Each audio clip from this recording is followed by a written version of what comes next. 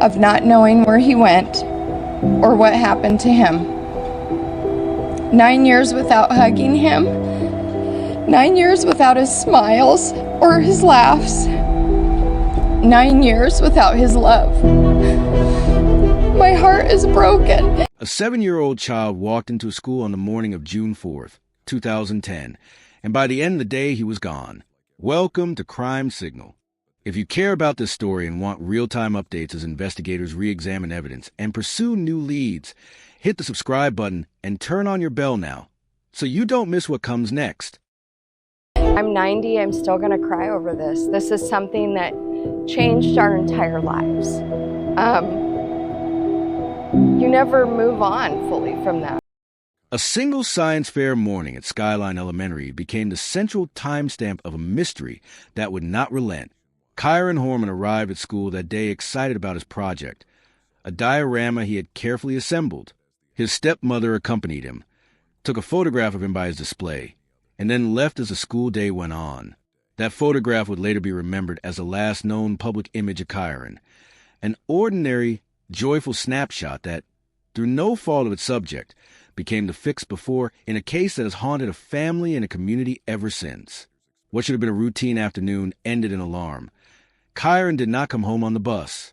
His parents waited for the usual arrival time, then for the hours that followed, and finally for days, as the absence of any sign turned simple worry into a full criminal inquiry. School staff checked attendance and the building. Bus routes were reviewed. Teachers and supervisors were interviewed. No trace of him was found in the school or among the normal paths a child might take at the end of a school day. Those blank spaces in the timeline forced the investigation outward, transforming a local search into a broader, coordinated effort to find answers. The initial response was immediate and large. Local law enforcement mobilized search teams. Volunteers spread across parks, wooded areas, and neighborhoods, and search dogs combed terrain that might hold a clue. State and federal agencies joined, and soon the case drew national media attention. People organized grid searches, posted flyers, and offered whatever help they could. The scale of the mobilization reflected both the urgency investigators placed on the disappearance and the refusal of a worried community to accept silence. Despite this outpouring of effort and goodwill, the one piece of concrete evidence that would point the investigation toward a definitive answer did not emerge. Suspicion quickly focused on those closest to Kyron in the hours before he vanished, most notably his stepmother, Desiree Horman. She had dropped him off that morning, appeared calm in ways some observers found unusual, and later provided timelines that investigators found inconsistent. In missing child cases, the actions and accounts of the adults who were last known to be with a child are scrutinized closely, both because they are the closest human links to a vanished child, and because patterns of behavior can reveal important leads. Terry's position as a caregiver and one of the last adults seen with Kyron placed her at the center of investigators' questions.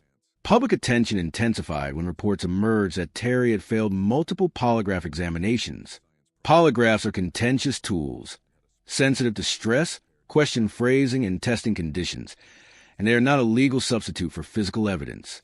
Still, in the early days of an investigation, failed polygraph results are often treated as red flags that merit further probing. Those results, combined with reported inconsistencies in her statements, hardened public suspicion and elevated the scrutiny on her actions and whereabouts that day. Terry and her supporters pointed to the high-stress context and the limitations of lie detector testing as reasons these results should not be treated as proof of wrongdoing. Yet the presence of those results in the public record became a focal point for a narrative that sought someone to blame. Legal attempts to force answers followed. Karen's biological mother, Desiree Young, filed a civil lawsuit against Terry with the intent of compelling testimony and accountability. The suit was a painful, public act, an attempt to use civil procedure to pry open sealed or evasive accounts when criminal charges were not forthcoming. Law enforcement expressed concern that aggressive civil litigation might interfere with the criminal investigation.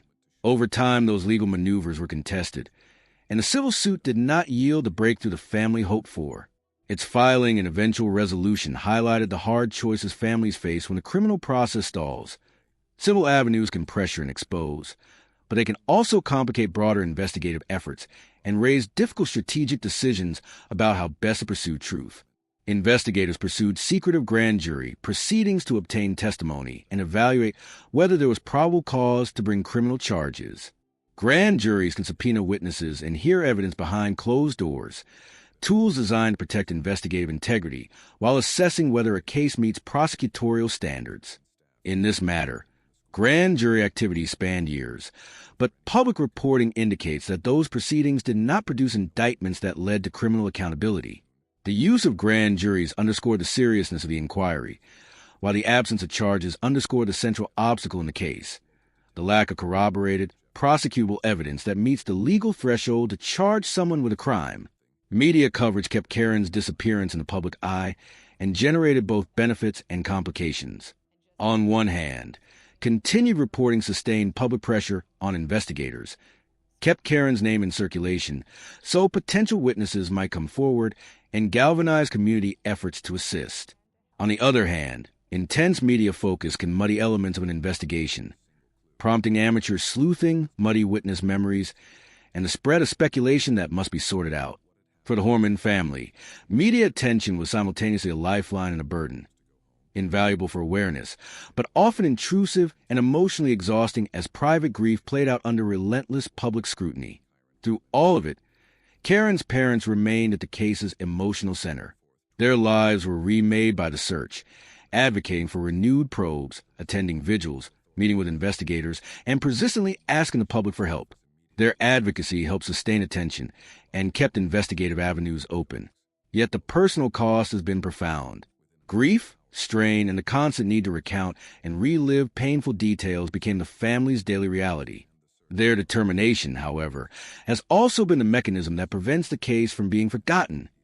Their insistence that the search continue is what drives periodic re-examinations of evidence and fresh reviews of witness statements. 15 years on, the case remains unresolved. Files are re-examined, witness statements periodically revisited, and new tips follow when they appear. Forensic advances or new testimony could one day provide the crucial link that the investigation has lacked. Until then, Kyron's disappearance stands as a stark reminder of how time, memory, and the limits of physical evidence can frustrate even the most earnest investigative efforts. The legal paths, civil suits, polygraph exams, grand juries, highlight both the tools available to seek answers and their limits when concrete proof does not exist. This story refuses neat closure. It is a long, unhealed absence that has become the defining condition of a family's life.